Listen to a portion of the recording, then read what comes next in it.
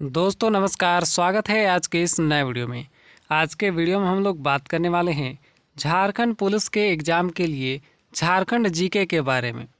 तो ये जितने भी सवाल मैं आपको बताऊंगा ये सभी आपके पेपर 2 में पूछा जाएगा, ठीक है। और यह डे 10 का वीडियो है, मतलब आज 10वें दिन का वीडियो है। तो अगर आप पिछले 9 दिनों का वीडियो नहीं देखे हैं तो उसको भी आप ज़रूर देख लीजिएगा। तो चलिए अब हम शुरू करते हैं। और शुरू करने से पहले मैं आपको बता देता हूँ कि आज झारखंड जीके का ये लास्ट वीडियो है, क्योंकि ये 10वां वीडियो है। मैंने आपको कहा था कि 10 वीडियो में मैं 1000 प्रश्न को पूरा कर दूंगा, ठीक है। तो आज 1000 प्रश्न पूरा हो जाएगा। और एक चीज़, अगर इसका आपको PDF चाहिए तो आपको टेलीग्राम चैनल ज्वाइन करना होगा, और टेलीग्राम चैनल का लिंक आपको डिस्क्रिप्शन में मिल जाएगा। आप वहां से ज्वाइन कर लीजिएगा, आपको PDF वहां पे मिल जाएगा। तो चलिए अब हम शुरू करते हैं। और आज के वीडियो का पहला प्रश्न है, यानी कि 901वां प्रश्न। देखिए आज 1000 प्रश्न पूरा हो जाएगा, ठीक है। तो हर एक वीडियो में 100 प्रश्न मैंने बताया है आपको। तो आज जो है 901 प्रश्न से शुरू होगा और 1000 प्रश्न पर ख़त्म होगा। देखिए आज के वीडियो का पहला प्रश्न है कि संथाल विद्रोह के दौरान घोषित संथाल राज्य के पदाधिकारियों के संबंध में निम्नलिखित में से कौन सा युग्म सुमेलित नहीं है। तो यहाँ पे देखिए आपको बताना है कि कौन सा युग्म सुमेलित नहीं है, ठीक है। किसके संबंध में? तो संथाल राज्य और उसके पदाधिकारियों के संबंध में, ठीक है, संथाल विद्रोह के दौरान। तो देखिए यहाँ पे पहले नंबर पर बता रहा है कि सिद्धू राजा थे, कान्हू मंत्री थे, और चांद उपमंत्री थे, और भैरव सेनापति थे। तो यहाँ पे बताया जा रहा है कि ये पहला कथन जो है, देखिए पहला कथन में बताया जा रहा है कि सिद्धू राजा थे, ये बात सही है, ठीक है। अगला बता रहा है कान्हू मंत्री थे, ये भी बात सही है। अगला है चांद जो है उपमंत्री थे, ये बात गलत है, ठीक है। और अगला है फिर भैरव सेनापति थे, ये बात भी सही है। तो यहाँ पे तीसरा ऑप्शन प्रश्न के हिसाब से सही उत्तर हो जाएगा, जो कि गलत है, ठीक है, सुमेलित नहीं है। चलिए आगे बढ़ते हैं। निम्नलिखित में से कौन सा कथन सत्य है? अब देखिए पहला कथन क्या कह रहा है कि सिद्धू, कान्हू, चांद तथा भैरव साहिबगंज जिले के भोगनाडीह गांव के निवासी चुन्नी माझी के पुत्र थे, ठीक है, ये बात तो सही है, ठीक है, सही कथन है। अगला है चांद और भैरव अंग्रेजों की गोली के शिकार हुए, ये भी बात सही है। अगला कह रहा है कि सिद्धू को बरहेट तथा कान्हू को भीगनाडीह में अंग्रेजों द्वारा फांसी दी गई, ये भी बात सही है। तो यहाँ पे सही उत्तर हो जाएगा उपर्युक्त सभी, ठीक है, सही उत्तर हो जाएगा उपर्युक्त सभी। चलिए चौथा ऑप्शन। चलिए आगे बढ़ते हैं। छोटा नागपुर में 1857 की क्रांति के नेतृत्वकर्ता बड़कागढ़ स्टेट के ठाकुर विश्वनाथ शाहदेव तथा सेना प्रमुख पांडे गणपत राय ने विद्रोह के दौरान रांची में कितने समय तक शासन किया? तो इसका सही उत्तर होगा 1 महीने तक, ठीक है, 1 माह तक शासन किया था इन्होंने। चलिए आगे बढ़ते हैं। रांची के जिला स्कूल के निकट स्थित शहीद स्मारक विश्वनाथ सहदेव तथा गणपत राय की याद दिलाता है, जिन्हें यहीं पेड़ से लटकाकर फांसी दी गई थी। तो यह घटना कब की है? मतलब कि विश्वनाथ सहदेव तथा गणपत राय को फांसी कब दी गई थी, ठीक है, प्रश्न का मतलब यही निकलता है। तो इसका सही उत्तर हो जाएगा अप्रैल 1858 ईस्वी में, ठीक है, दूसरा ऑप्शन। चलिए आगे बढ़ते हैं। निम्नलिखित में से कौन 1857 की क्रांति से संबंधित है? तो 1857 की क्रांति से यहाँ पे चलिए मैं आपको बताता हूँ। पहला कथन क्या कह रहा है? पहला ऑप्शन कि राजा हिकैत उमराव सिंह, तो ये जो थे 1857 की क्रांति से संबंधित थे, ठीक है। शेख भिखारी भी थे और घासी सिंह भी थे, ठीक है, घासी सिंह। तो यहाँ पे उपयुक्त सभी सही हो जाएगा। ठीक है, सही ऑप्शन होगा उपयुक्त सभी। चलिए आगे बढ़ते हैं। बिरसा मुंडा का जन्म कब हुआ था? तो बिरसा मुंडा का जन्म हुआ था 15 नवंबर 1875 को। ठीक है, 15 नवंबर 1875 को।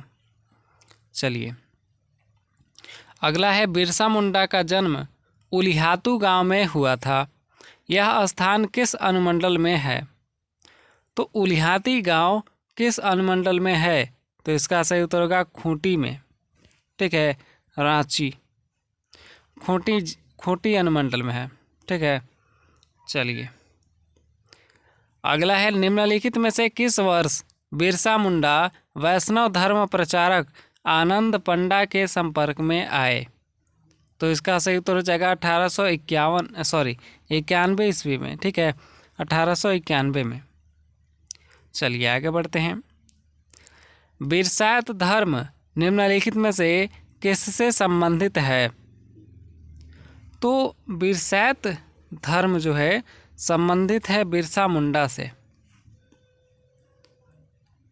ठीक है, बिरसा मुंडा से संबंधित है। चलिए आगे बढ़ते हैं। हिंदू धर्म से प्रभावित बिरसा मुंडा ने निम्नलिखित में से किस आचरण को स्वीकार किया? तो इसका सही उत्तर हो जाएगा, ये सभी होगा। ठीक है, यज्ञोपवीत धारण करना, तुलसी की पूजा, ठीक है, और शाकाहार, यानी कि उपयुक्त सभी सही होगा। ठीक है, तो जितने भी चीज़ें हैं ऊपर उन सभी को स्वीकार किया था। ठीक है, बिरसा मुंडा ने इन्होंने तुलसी की पूजा शुरू की थी, शाकाहार शुरू किया था। ठीक है, और यज्ञ वगैरह भी शुरू किया था। चलिए आगे बढ़ते हैं। निम्नलिखित में से कौन बिरसा मुंडा के नेतृत्व वाले मुंडा आंदोलन से संबंधित है? तो इसका सही उत्तर हो जाएगा गया मुंडा, पुंडू मुंडा और जोहन मुंडा, ये सभी सही होगा। ठीक है, ये सभी। चलिए आगे बढ़ते हैं।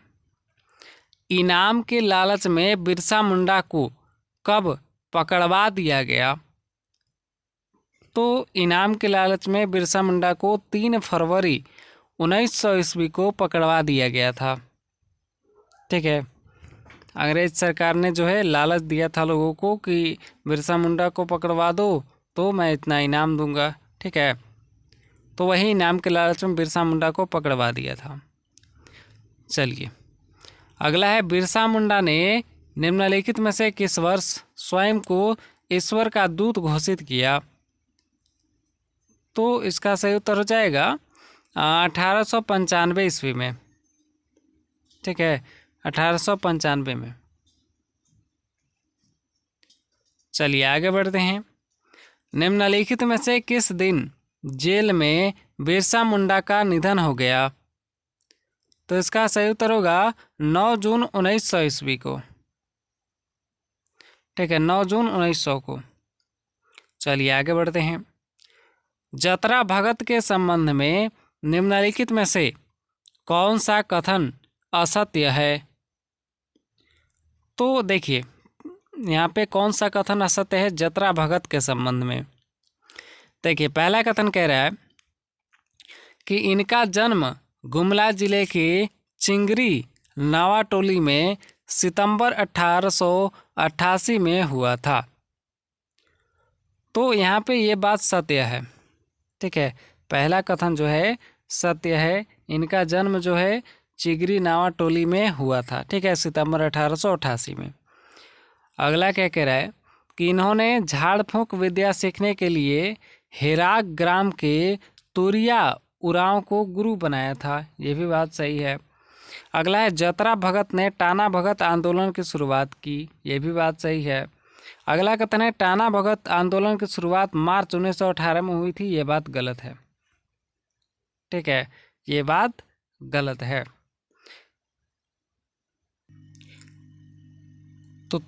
तो टाना भगत आंदोलन की शुरुआत जो है मार्च 1918 में नहीं हुई थी।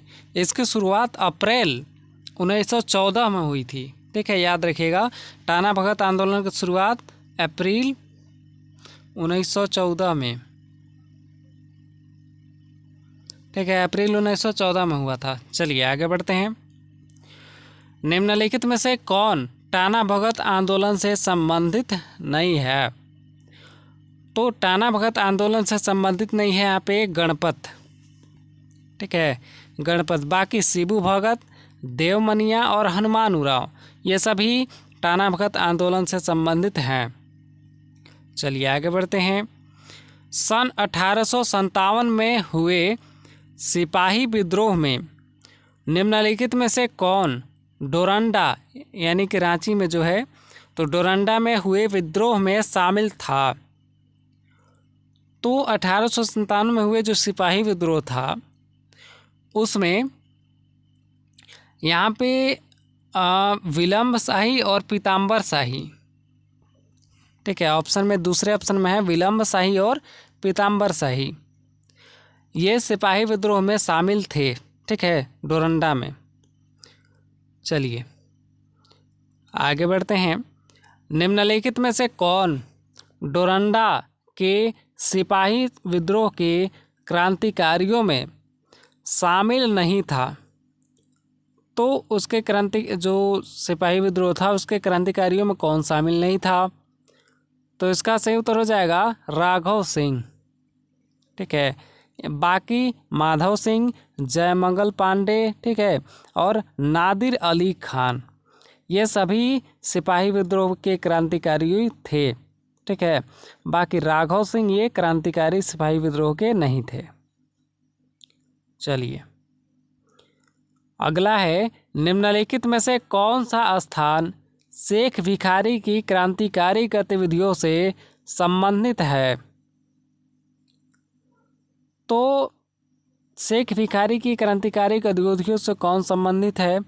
तो इसका सही उत्तर हो जाएगा चटूपाल घाटी। ये देखिए पहला है चटूपाल घाटी और दूसरा है ओरमाझी, तो ये दोनों शामिल थे, ठीक है, ये दोनों शेख भिखारी की क्रांतिकारी गतिविधियों से शामिल थे, ठीक है, शामिल हैं। चलिए उपर्युक्त तो दोनों सही होगा, ठीक है, चुटुपुल घाटी और माझी। चलिए अगला है, अंग्रेज सेना ने शेख भिखारी को कब गिरफ्तार किया? तो अंग्रेज सेना ने शेख भिखारी को गिरफ्तार किया था 5 जनवरी 1857 को, ठीक है, 5 जनवरी 1857 को। चलिए आगे बढ़ते हैं। रामगढ़ के निकट चुटुपाल घाटी में 8 जनवरी 1858 को बरगद के एक पेड़ पर लटकाकर शेख भिखारी को फांसी दी गई।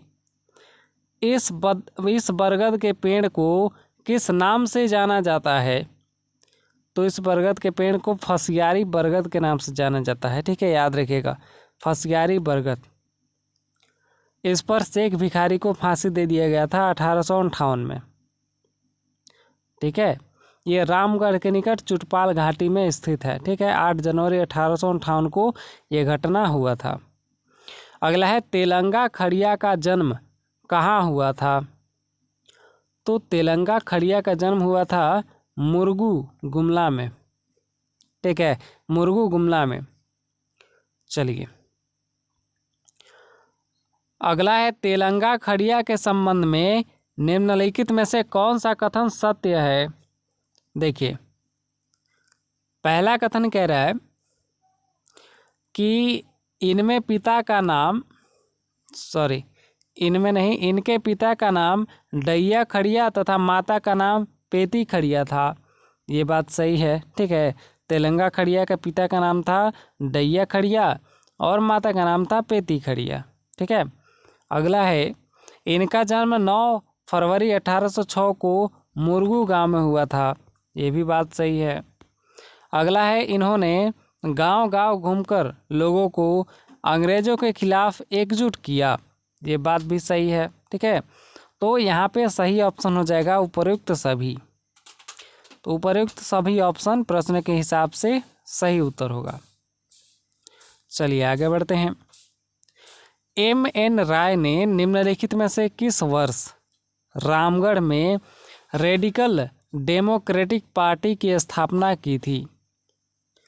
तो रेडिकल डेमोक्रेटिक पार्टी की स्थापना हुई थी 1940 ईस्वी में, ठीक है, याद रखिएगा 1940 ईस्वी में हुआ था और इसकी स्थापना किए थे M.N. राय। चलिए अगला है संत कोलंबस कॉलेज हजारीबाग में किस क्रांतिकारी को हजारीबाग का जतिन बाघा कहा जाता है? तो हजारीबाग का जतिन बाघा कहा जाता है राम विनोद सिंह को। ठीक है, सही उत्तर होगा राम विनोद सिंह। चलिए अगला सवाल है, निम्नलिखित में से किसने भूमिज विद्रोह का नेतृत्व किया था? तो भूमिज विद्रोह का नेतृत्व किया था गंगा नारायण सिंह ने। ठीक है, इम्पोर्टेंट सवाल है ये। ठीक है, इम्पोर्टेंट है कि भूमिज विद्रोह का नेतृत्व किए थे गंगा नारायण सिंह। चलिए आगे बढ़ते हैं, निम्नलिखित में से किसे झारखंड राज्य आंदोलन का पितामह कहा जाता है? तो पृथक झारखंड राज्य आंदोलन का पितामह कहे जाने वाले व्यक्ति हैं डॉक्टर जयपाल सिंह। ठीक है, सही उत्तर होगा डॉक्टर जयपाल सिंह। चलिए आगे बढ़ते हैं, अगला सवाल है कि डॉक्टर जयपाल सिंह के संबंध में निम्नलिखित में से कौन सा कथन सत्य है? तो यहाँ पे पहला कथन है कि इन्हें मारंग गुमके कहा जाता है। तो ये बात सही है। ठीक है, जयपाल सिंह को ही मारंग गुमके कहा जाता है। अगला है ये हॉकी के सुप्रसिद्ध खिलाड़ी थे। ये भी बात सही है। ठीक है, अगला है फिर ये अंतर्राष्ट्रीय खिलाड़ी थे। ठीक है, ये हॉकी के अंतर्राष्ट्रीय खिलाड़ी थे, इंटरनेशनल। अगला है वर्ष 1952 में प्रथम लोकसभा के लिए निर्वाचित हुए। ये भी बात सही है। तो यहाँ पे उपर्युक्त सभी ऑप्शन सही हो जाएगा। ठीक है, उपर्युक्त सभी ऑप्शन सही होगा। चलिए आगे बढ़ते हैं, जयपाल सिंह का निधन कब हुआ था? तो जयपाल सिंह का निधन हुआ था यहाँ पे 23 मार्च 1970 को। ठीक है, सही उत्तर होगा 23 मार्च 1970 को। चलिए अब आगे बढ़ते हैं, अगला है भारतीय थल सेना के ब्रिगेड ऑफ गार्ड्स के लॉन्स नायक अल्बर्ट एक्का किस युद्ध में मातृभूमि की रक्षा करते हुए शहीद हो गए? तो इसका सही उत्तर हो जाएगा भारत पाक युद्ध 1971 में। ठीक है, भारत पाक युद्ध 1971 में ब्रिगेड ऑफ गार्ड्स के लॉन्स नायक अल्बर्ट एक्का इस युद्ध में जो है मातृभूमि की रक्षा करते हुए शहीद हो गए थे। चलिए अगला है अमर शहीद अल्बर्ट एक्का निम्नलिखित में से किस वीरता चक्र से सम्मानित हैं? तो इसका सही उत्तर होगा परमवीर चक्र से। ठीक है, परमवीर चक्र। चलिए अगला है रांची में निवास करने वाले विद्वान फादर कामिल बुल्के का जन्म कहाँ हुआ था? तो इनका जन्म हुआ था बेल्जियम में। ठीक है, याद रखिएगा बेल्जियम में इनका जन्म हुआ था। सही उत्तर होगा बेल्जियम, दूसरा ऑप्शन। चलिए अगला है फादर कामिल बुल्के निम्नलिखित में से किस भाषा के विद्वान थे? तो इसका सही उत्तर हो जाएगा हिंदी और संस्कृत दोनों सही होगा। ठीक है, तो उपयुक्त दोनों ऑप्शन सही है। अगला है फादर कामिल बुल्के के संबंध में निम्नलिखित में से कौन सा कथन सत्य है? तो सत्य कौन सा है इनमें से, ये आपको बताना है। देखिए यहाँ पे पहला कथन कह रहा है कि इनका जन्म 1 सितंबर 1909 को हुआ था। ये बात सही है। ठीक है, ये बात सही है। चलिए अगला है ये रांची स्थित सेंट जेवियर कॉलेज में हिंदी विभाग में नियुक्त थे। ये भी बात सही है। अगला है ये अंग्रेजी शब्दकोश इनकी महत्वपूर्ण रचना है। ये भी बात सही है। ठीक है, अंग्रेजी हिंदी शब्दकोश इन्हीं की महत्वपूर्ण रचना है। ठीक है, इनकी एक महत्वपूर्ण रचना है। अगला है उपयुक्त सभी। तो जब ऊपर दिए गए सभी कथन सत्य है तो उपयुक्त सभी ऑप्शन सही होगा। चलिए अगला है निम्नलिखित में से किस विद्वान ने राम कथा उत्पत्ति एवं विकास विषय पर शोध प्रबंध प्रस्तुत कर डी.फिल की उपाधि प्राप्त की? तो इसका सही उत्तर होगा फादर कामिल बुल्के ने। ठीक है, फादर कामिल बुल्के। चलिए अगला है झारखंड निवासी ललिता मोहन राय निम्नलिखित में से किस कला से संबंधित थे? तो इसका सही उत्तर होगा चित्रकला से। ठीक है, चित्रकला से। चलिए ललित मोहन राय को निम्नलिखित में से किस वर्ष कलाश्री सम्मान से सम्मानित किया गया था? तो इसका सही उत्तर होगा 1989 ईस्वी में। ठीक है, 1989 में। चलिए आगे बढ़ते हैं। किस चित्रकार ने छोटा नागपुर शैली को अंतर्राष्ट्रीय स्तर पर पहचान दिलाई? तो अंतर्राष्ट्रीय स्तर पर चित्रकार को पहचान दिलाने वाले व्यक्ति जो है, ठीक है, छोटा नागपुर की शैली को अंतर्राष्ट्रीय स्तर पर पहचान दिलाने वाले व्यक्ति हैं हरेन ठाकुर। ठीक है, हरेन ठाकुर। चलिए अगला है साहित्यकार सखाराम गणेश देवस्कर का जन्म झारखंड के किस जिले में हुआ था? तो सखाराम गणेश देवस्कर का जन्म कहाँ पे हुआ था? तो इसका सही उत्तर हो जाएगा देवघर में। ठीक है, झारखंड के देवघर जिले में। चलिए अगला है सखाराम गणेश देवस्कर द्वारा लिखित पुस्तक देशेर कथा को ब्रिटिश सरकार ने प्रतिबंधित कर दिया था। यह पुस्तक किस भाषा में लिखी गई थी? तो यह पुस्तक जो है बंगला भाषा में लिखा गया था। ठीक है, बंगला। चलिए आगे बढ़ते हैं।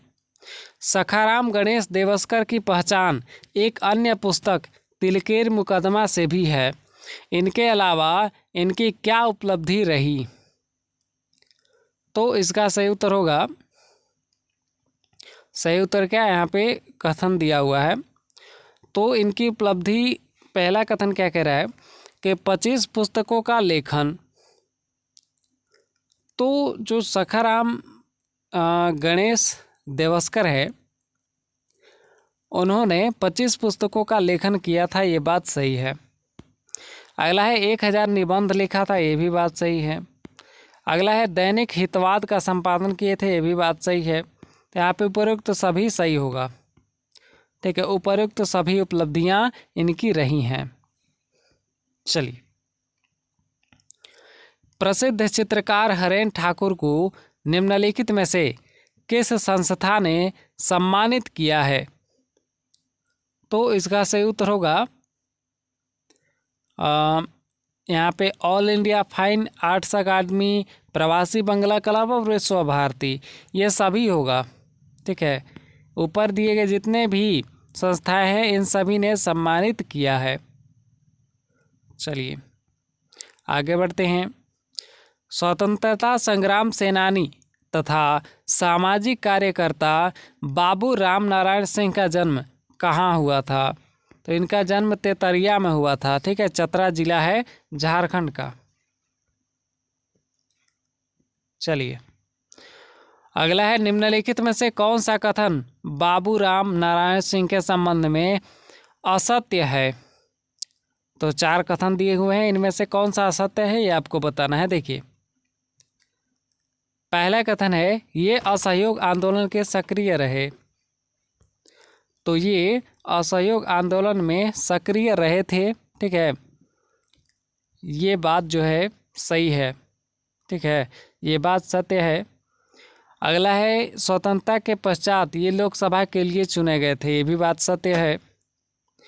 अगला है भारत छोड़ो आंदोलन के दौरान ये रांची जेल में रहे, ये बात गलत है। ठीक है, ये बात गलत है। अगला है फिर स्वराज्य लूट गया, इनकी एक चर्चित पुस्तक है, ये बात सत्य है। तो यहाँ पे प्रश्न के हिसाब से सही उत्तर हो जाएगा तीसरा ऑप्शन। ठीक है, ये भारत छोड़ो आंदोलन के दौरान ये रांची जेल में नहीं थे। चलिए, झारखंड के भीष्म नारायण सिंह निम्नलिखित में से किस क्षेत्र से संबंधित है? तो भीष्म नारायण सिंह राजनीति से संबंधित है, ठीक है, राजनीति। चलिए आगे बढ़ते हैं। गुमला निवासी डॉक्टर ग्राबियल हैब्रम निम्नलिखित में से किसके विशेषज्ञ हैं? तो इसका सही उत्तर होगा जड़ी बूटी के, ठीक है, जड़ी बूटी के विशेषज्ञ हैं। पहला ऑप्शन सही होगा। चलिए आगे बढ़ते हैं। सैयद शहाबुद्दीन के संबंध में निम्नलिखित में से कौन सा कथन असत्य है? तो इनमें से असत्य कौन सा है ये आपको बताना है। देखिए, पहला कथन कह रहा है कि इनका जन्म 4 नवंबर 1935 को रांची में हुआ था, ये बात सही है, ठीक है। अगला है वर्ष 1958 में ये विदेश सेवा के लिए चुने गए थे, ये भी बात सत्य है। अगला है वर्ष 1979 से 84 तक ये लोकसभा के सदस्य थे, ये बात गलत है, ठीक है। अगला है फिर वर्ष 1978 में इन्होंने विदेशी सेवा से त्यागपत्र देकर राजनीति में प्रवेश किया था, ठीक है, तो ये बात भी सत्य है। चलिए आगे बढ़ते हैं। भारतीय जनता पार्टी के नेतृत्व वाली राष्ट्रीय जनतांत्रिक गठबंधन सरकार में झारखंड निवासी यशवंत सिन्हा किस विभाग के कैबिनेट मंत्री थे? तो इसका सही उत्तर होगा वित्त विभाग के थे, ठीक है, वित्त विभाग के कैबिनेट मंत्री थे। चलिए अगला सवाल है, वर्तमान में निम्नलिखित में से कौन झारखंड की राजनीति में सक्रिय हैं? तो अभी के समय में झारखंड की राजनीति में सक्रिय हैं शिबू सोरेन, बाबूलाल मरांडी, करिया मुंडा, ये सभी हैं, ठीक है, ये सभी अभी भी सक्रिय हैं। यहाँ पे सही उत्तर होगा उपयुक्त सभी। चलिए, इनमें से कौन सा क्रिकेट खिलाड़ी झारखंड के हैं? तो क्रिकेट खिलाड़ी झारखंड कौन है? तो सही उत्तर होगा, यहाँ पे सही उत्तर हो जाएगा महेंद्र सिंह धोनी, ठीक है, ये रांची के हैं, ठीक है, झारखंड में रांची के। चलिए, झारखंड में खेलकूद को बढ़ावा देने के लिए राज्य सरकार ने किसका गठन किया है? तो झारखंड में खेलकूद को बढ़ावा देने के लिए राज्य सरकार ने झारखंड स्टेट स्पोर्ट काउंसिल का गठन किया है, ठीक है, झारखंड स्टेट स्पोर्ट्स काउंसिल। चलिए, झारखंड के निम्नलिखित में से किस खिलाड़ी के नेतृत्व में भारतीय हॉकी टीम ने वर्ष 1928 के अनसटरडम ओलंपिक में भाग लिया और गोल्ड मेडल जीता? तो इसका सही उत्तर हो जाएगा जयपाल सिंह ने, ठीक है, जयपाल सिंह। चलिए अगला है, झारखंड का महत्वपूर्ण किनन स्टेडियम कहाँ स्थित है? तो किनन स्टेडियम जो है जमशेदपुर में स्थित है, ठीक है, जमशेदपुर। चलिए आगे बढ़ते हैं। झारखंड में आयोजित होने वाली अखिल भारतीय स्तर की फुटबॉल प्रतियोगिता का क्या नाम है? तो इसका नाम है Bokaro steel city football tournament, ठीक है, दूसरा ऑप्शन। चलिए आगे बढ़ते हैं। माउंट एवरेस्ट पर चढ़ने वाली विश्व की प्रथम महिला बछेंद्री पाल झारखंड में किस कंपनी में कार्यरत थी? तो इसका सही उत्तर हो जाएगा Tata iron and steel company में। चलिए आगे बढ़ते हैं। मेकॉन स्टेडियम निम्नलिखित में से किस स्थान पर स्थित है? तो मेकॉन स्टेडियम जो है रांची में स्थित है, ठीक है, याद रखिएगा, रांची में। अगला है गोल्फ मैदान। देखिए, गोल्फ मैदान निम्नलिखित में से कहाँ स्थित है? तो गोल्फ मैदान धनबाद में स्थित है, ठीक है, धनबाद में। चलिए अगला है जयपाल सिंह स्टेडियम निम्नलिखित में से कहाँ स्थित है? तो जयपाल सिंह स्टेडियम जो है बोकारो स्टील सिटी में स्थित है, ठीक है, बोकारो स्टील सिटी। चलिए आगे बढ़ते हैं। कुमार मंगलम स्टेडियम निम्नलिखित में से कहाँ स्थित है? तो कुमार मंगलम स्टेडियम जो है स्थित है बोकारो स्टील सिटी में।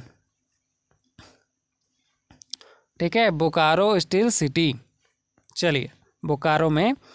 चलिए अगला है रेलवे स्टेडियम निम्नलिखित में से कहाँ स्थित है? तो रेलवे स्टेडियम स्थित है बोकारो स्टील सिटी और धनबाद दोनों जगह पे स्थित है, तो इसका सही उत्तर होगा उपयुक्त दोनों। चलिए आगे बढ़ते हैं। परमवीर अल्बर्ट एक्का स्टेडियम निम्नलिखित में से कहाँ स्थित है? तो इसका सही उत्तर हो जाएगा गुमला में। ठीक है, गुमला में स्थित है। चलिए आगे बढ़ते हैं। बिरसा मुंडा स्टेडियम निम्नलिखित में से कहाँ स्थित है? तो बिरसा मुंडा स्टेडियम रांची में स्थित है। ठीक है, याद रखिएगा रांची में, इंपॉर्टेंट सवाल है ये। ठीक है, रांची। चलिए आगे बढ़ते हैं। जेआरडी स्पोर्ट्स कॉम्प्लेक्स इनमें से कहाँ स्थित है? तो जेआरडी स्पोर्ट कॉम्प्लेक्स कहाँ पे है? तो इसका सही उत्तर हो जाएगा रांची में। ठीक है, रांची। चलिए अगला सवाल है, निम्नलिखित में से कौन रांची में स्थित नहीं है? तो रांची में स्थित कौन सा नहीं है? देखिए यहाँ पे शताब्दी स्टेडियम और बीएमपी मैदान ये दोनों रांची में स्थित नहीं है, तो यहाँ पे उपर्युक्त दोनों सही हो जाएगा। चलिए निम्नलिखित में से किस स्थान पर इंडोर स्टेडियम स्थित है? तो इंडोर स्टेडियम जो है स्थित है यहाँ पे दुमका में। ठीक है, सही उत्तर होगा दुमका। चलिए अगला है, निम्नलिखित में से कौन सा खेल यहाँ के जनजातीय क्षेत्र में अत्यधिक लोकप्रिय है? तो इसका सही उत्तर होगा हॉकी। ठीक है, सही उत्तर होगा हॉकी। चलिए आगे बढ़ते हैं। वर्ष 2002 में मैनचेस्टर में संपन्न 17वें राष्ट्रमंडल खेलों में भारतीय महिला हॉकी टीम ने स्वर्ण पदक जीता। इस टीम में झारखंड की निम्नलिखित में से कौन सी खिलाड़ी शामिल थी? तो इसका सही उत्तर हो जाएगा यहाँ पे सुमराई टेटे, मसीना सुरीन और कांति बाई, ये सभी शामिल थे। ठीक है, ये सभी महिलाएं शामिल थी। चलिए मतलब खिलाड़ी शामिल थी। ठीक है, अगला है, झारखंड में राष्ट्रीय स्तर के प्रमुख खिलाड़ी तथा उनसे जुड़े खेल के संबंध में निम्नलिखित में से कौन सा युग्म सम्मिलित नहीं है? तो यहाँ पे देखिए पहला कथन क्या कह रहा है कि एलके मीज हॉकी से संबंधित है, तो ये बात सही है। ठीक है, ये बात सही है। चलिए अगला है, सुशीला टोपने ये हॉकी से संबंधित है, ये भी बात सही है। अगला है, मसी कुल्हन ये लंबी कूद से संबंधित है। अगला है, संगीता कुमारी ये बाघा दौड़ से संबंधित है, ये बात गलत है। ठीक है, ये बात गलत है। चलिए झारखंड के जनजातीय युवाओं का सर्वाधिक लोकप्रिय खेल कौन सा है? तो इनका सर्वाधिक लोकप्रिय खेल हॉकी है। ठीक है, हॉकी। चलिए अगला सवाल है फिर, निम्नलिखित में से कौन सी झारखंड की खेल संस्था नहीं है?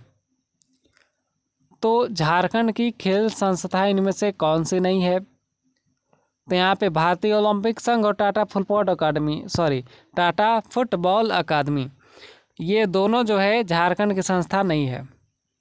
चलिए खिलाड़ी और खेल के संबंध में निम्नलिखित में से कौन सा युग्म सम्मिलित नहीं है? देखिए पहला क्या कह रहा है कि प्रतिभा कुमारी भारोत्तोलन से संबंधित है। ठीक है, ये बात सही है। अगला है, ठीक है, ये बात सही होगा। अगला है, स्मिता पाल बास्केटबॉल से संबंधित है, ये बात भी सही है। अगला है, पूर्णिमा महतो तीरंदाजी से संबंधित है, ये बात भी सही है। अगला है, निधि विश्वास शतरंज से संबंधित है, ये बात गलत है। तो यहाँ पे चौथा ऑप्शन सही हो जाएगा। ठीक है, प्रश्न के हिसाब से। चलिए आगे बढ़ते हैं। झारखंड के किस जिले में जीवाश्म पार्क स्थापित है? तो जीवाश्म पार्क साहिबगंज में स्थापित है। ठीक है, सही उत्तर होगा साहिबगंज। चलिए आगे बढ़ते हैं। छोटा नागपुर काश्तकारी कानून कब पारित हुआ था? तो इसका सही उत्तर हो जाएगा 1908 ईस्वी में। ठीक है, 1908 में। चलिए अगला है, झारखंड की ग्राम भगीरथी योजना निम्नलिखित में से किससे संबंधित है? तो इसका सही उत्तर होगा सिंचाई के विस्तार से।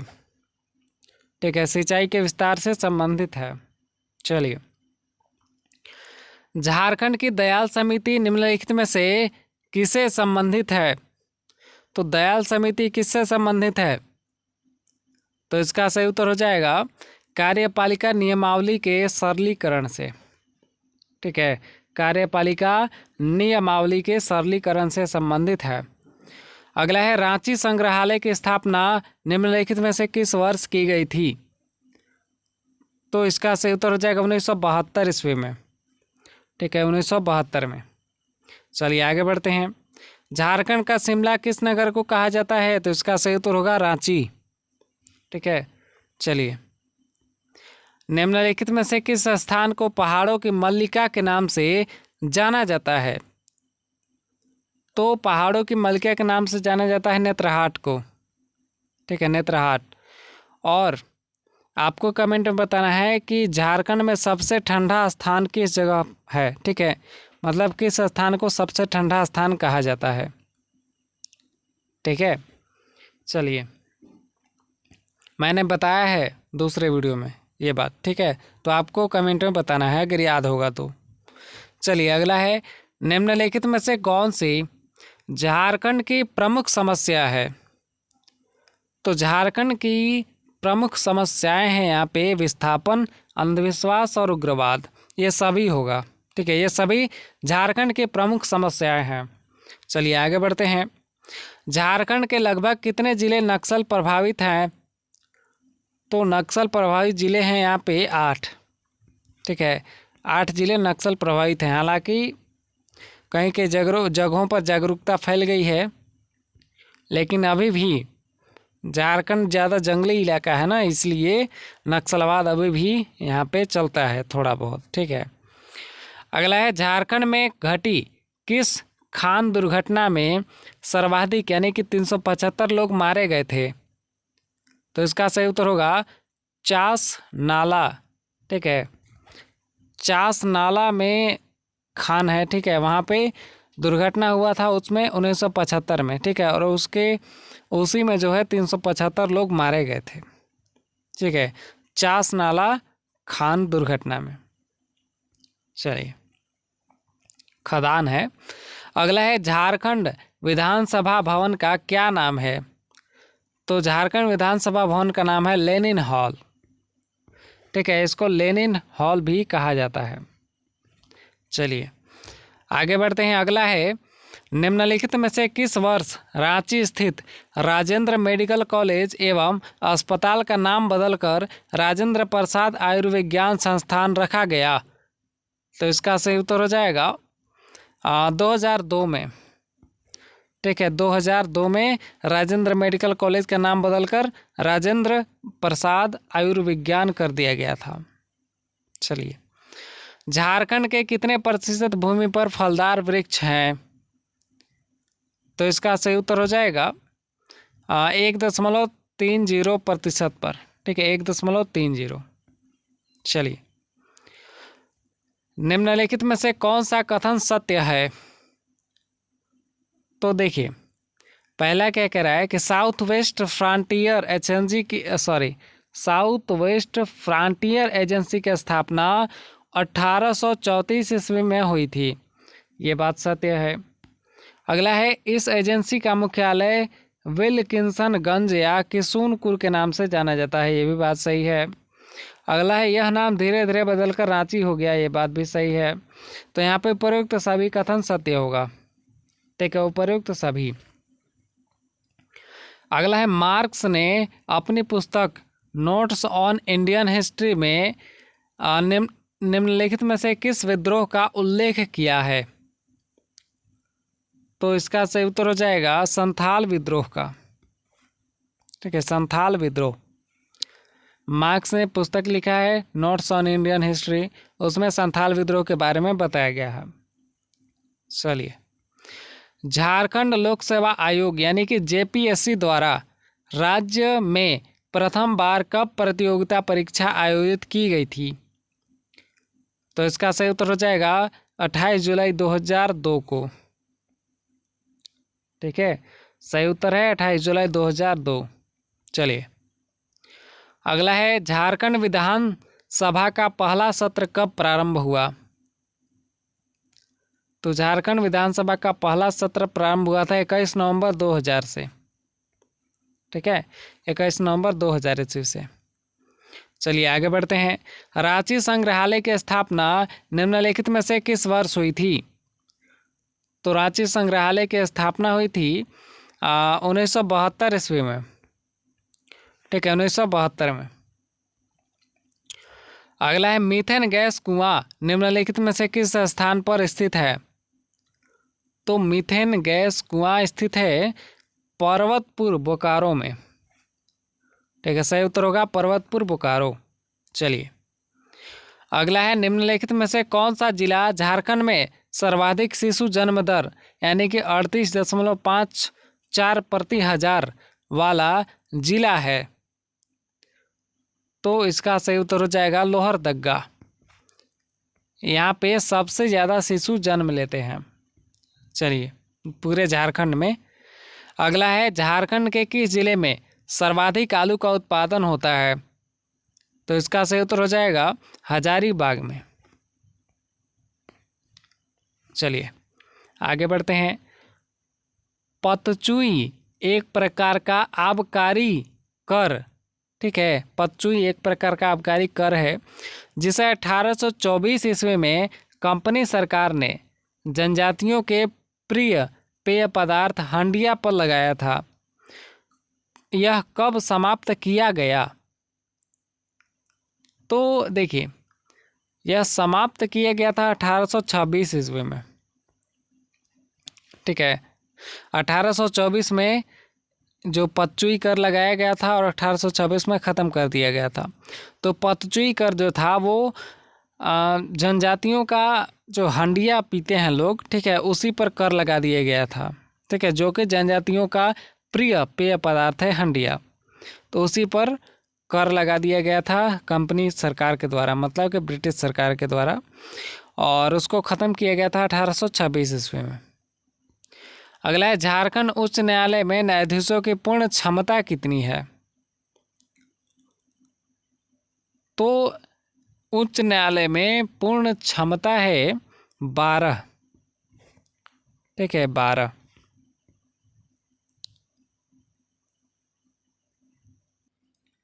यहाँ पे देखिए, अभी के वर्तमान समय की बात करें अगर, तो झारखंड में उच्च न्यायालय में टोटल कुल 25 न्यायाधीश हैं। ठीक है, तो यहाँ पे पूर्ण क्षमता 25 होगा।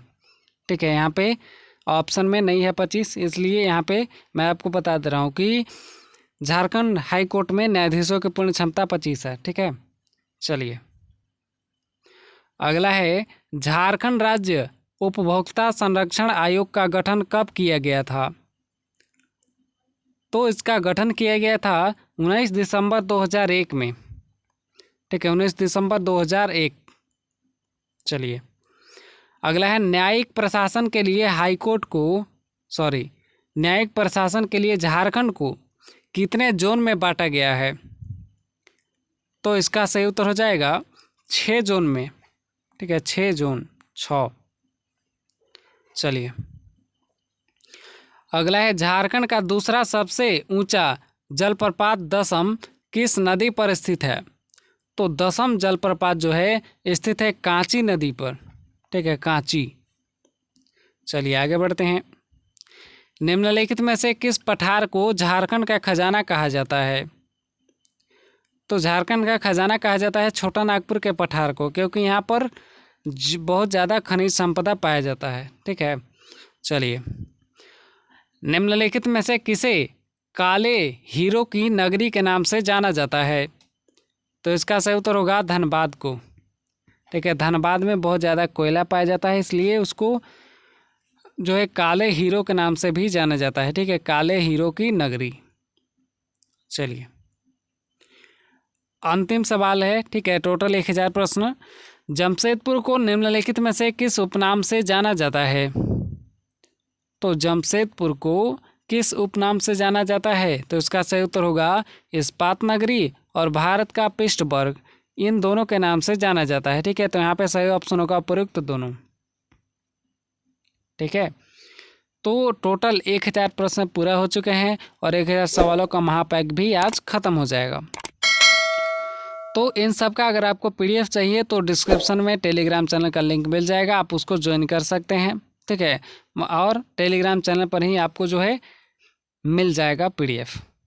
तो चलिए मिलेंगे अब हम नेक्स्ट वीडियो में, ठीक है। और सभी सब्जेक्ट का अगर आप देखना चाहते हैं वीडियो तो हमारे चैनल पर ही सब सब्जेक्ट का जो है मिल जाएगा आपको, ठीक है।